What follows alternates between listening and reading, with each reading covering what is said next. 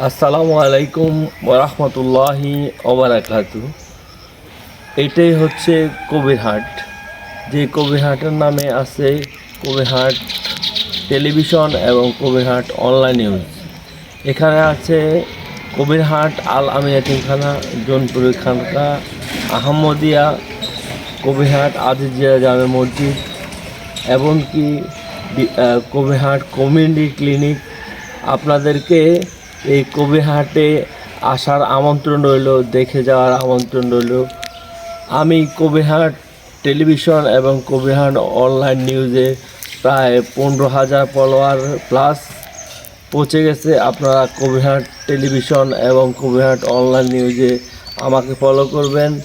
TikTok, YouTube এবং Facebook পেজে আপনারা আমার জন্য দোয়া করবেন, আমি যেন আপনাদের পাশে সবসময় থাকতে পারি।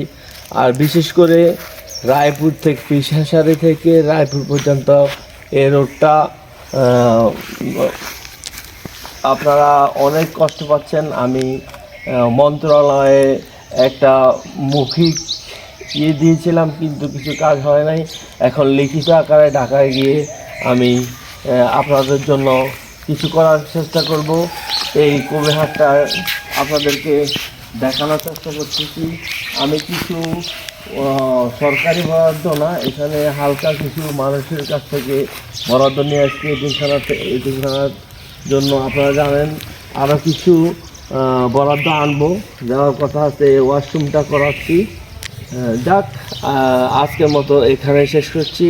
আসসালামু আলাইকুম ওরহমতুল্লাহি ওবারাকাতুহু।